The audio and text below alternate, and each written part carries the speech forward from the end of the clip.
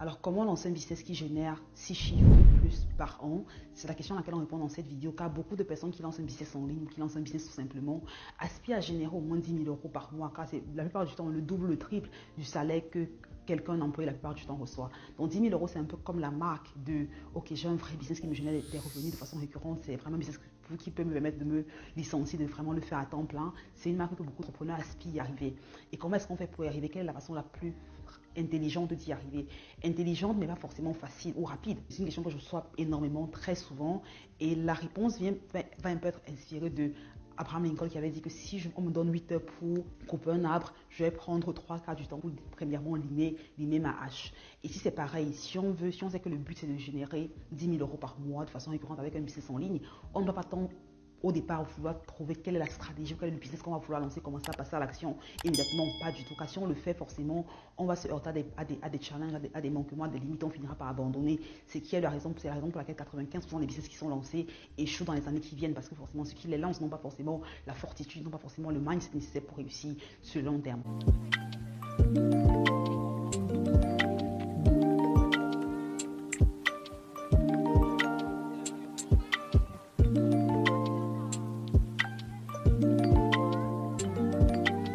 Donc, comment est-ce qu'on va pouvoir avoir un business qui génère 10 000 euros et plus par mois? On va commencer par travailler sur soi. Je sais que ça a l'air contre-intuitif, mais c'est vraiment le cas, parce qu'au final, tous les business marchent, mais est-ce qu'on est la personne pour faire que le business en question marche? Le business, si tu es quelqu'un qui entreprend déjà depuis un moment, le business que tu as présentement est la réflexion de la personne que tu es comme entrepreneur. Donc, si tu veux un business qui génère plus de revenus, la réponse est simple. Tu dois devenir un meilleur entrepreneur. Si tu veux transitionner du salariat pour l'entrepreneuriat, tu dois devenir la personne qui développe les compétences, qui développe les habitudes, qui développe le mindset nécessaire pour transitionner du salariat pour l'entrepreneuriat. Beaucoup de personnes tendent à penser que il y a un business miracle, qu'il y a une opportunité du siècle, qu'il y a une stratégie unicorne qui fera qu'ils ont du succès. Ce n'est pas absolument pas le cas. Tous les business se valent, toutes les stratégies se valent. Forcément, il y a des stratégies qui sont plus intéressantes pour quelqu'un que pour l'autre en fonction de leur background, de l'aptitude et ainsi de suite. Mais la vérité, c'est que tous les business marchent, tous les business peuvent te générer 10 000 euros plus par mois, mais la question c'est est-ce que tu es la personne est-ce que tu es la personne requise pour demander ce genre de revenus-là? Et pour devenir la personne requise, ça va tout simplement venir autour des habitudes que tu as au quotidien. Dans cette vidéo, je partage avec toi 3 habitudes que tu veux implémenter au quotidien pour vraiment avoir la clarté d'esprit, pour avoir le niveau de discipline et pour avoir le niveau de focus requis pour réussir. Parce qu'en tant qu'entrepreneur, si tu n'as pas une clarté d'esprit tous les jours assez importante, si tu n'as pas un niveau de discipline requis pour faire ce qui est requis de faire, même quand tu n'en as pas envie, même quand tu n'es pas motivé, si tu n'as pas un niveau de focus nécessaire pour t'asseoir et travailler pendant 3 heures, 4, 5 heures sur un projet, sans avoir à aller sur Instagram ou sur TikTok, regarder ce qui se passe, ou aller sur WhatsApp, tu auras du mal à réussir. Et donc, l'une des premières pratiques que tu vas avoir, que tu vas implémenter, c'est tout simplement t'arrêter, soit le matin, soit le soir, pour méditer ou tout simplement fais une introspection. La beauté, lorsque tu médites ou que tu fais une introspection, ça permet justement de calmer le bruit externe, ça permet de calmer tout ce qui se fait dehors, hors de toi, et te recentrer vraiment sur toi, te recentrer sur ce que tu as implémenté, ce que tu as fait de la journée, sur les choses, les actions que tu as posées, les choses qui ne sont pas passées comme prévu, ce que tu aurais pu mieux faire. Quand on va atteindre un objectif à la fin du mois, à la fin de l'année, on se dit d'accord, je vais m'arrêter pour analyser, pour juger mon progrès à la fin du mois ou à la fin de la semaine. Non, on peut s'arrêter à la fin de la journée et se dire, ok, d'accord, par rapport à ce que j'avais prévu faire, ce que j'ai fait aujourd'hui, quelle est la démarcation? Est-ce que je suis en track ou je ne suis pas en track?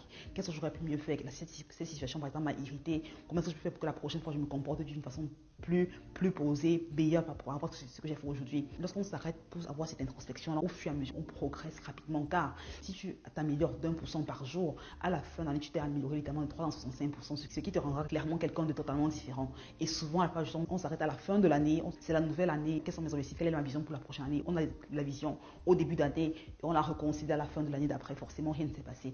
Par contre, lorsqu'on s'arrête de façon journaliste, tu dis, ok, aujourd'hui, comment s'est passé? Qu'est-ce que j'aurais pu mieux faire? Quels sont mes triggers? Comment est-ce que je peux faire pour m'améliorer à ce niveau, ainsi de suite? Tu deviens rapidement quelqu'un de beaucoup plus rapidement.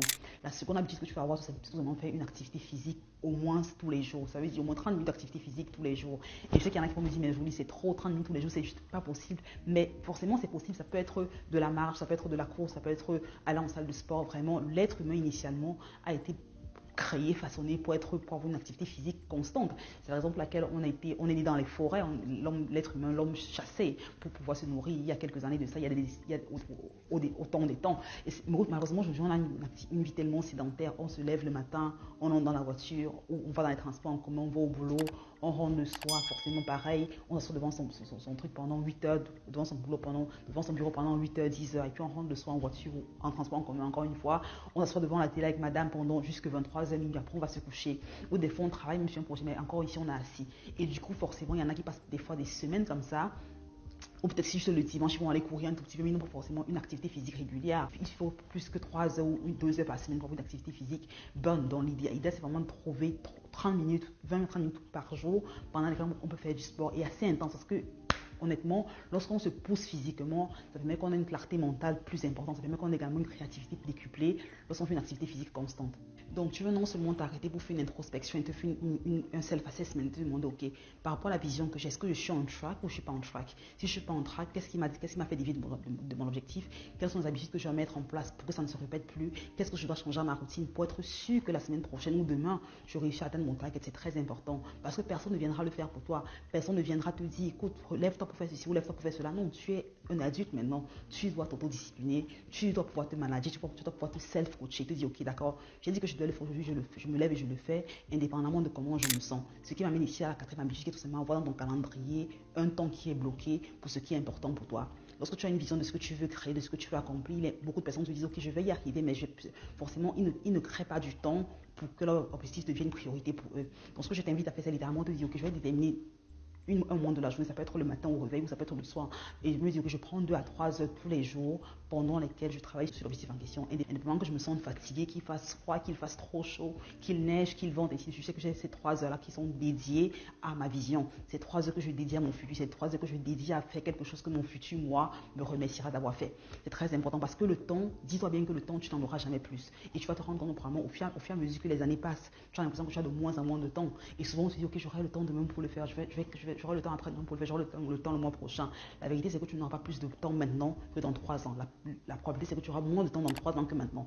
Donc, c'est maintenant que tu dois trouver le temps, c'est maintenant que tu dois créer du temps pour travailler sur ce qui est important pour toi. Et je me souvent dit que montre-moi ton calendrier, montre-moi comment tu utilises tes journées, je te montrerai, je te dirai quelle est ta priorité et je te dirai également où tu seras dans quelques années parce que les habitudes que tu prends, la façon dans laquelle tu gères ton temps, c'est une claire réflexion de la personne que tu veux devenir, de ce que des compétences sur lesquelles tu travailles, des projets sur lesquels tu t'avances. Donc, si ton calendrier ne reflète pas les priorités qui sont pour toi, si par exemple cette année c'est d'atteindre 10 000 euros par mois, d'atteindre 20 000 euros par mois, c'est qu'il y a un problème quelque part. Donc, ça doit être clair dans ton calendrier. Ok, le soir, le matin entre 4 h et 7 h, je travaille sur ça avant d'aller au boulot. C'est très important d'identifier, ok, voilà la tranche horaire pendant laquelle je vais travailler sur cet objectif-là.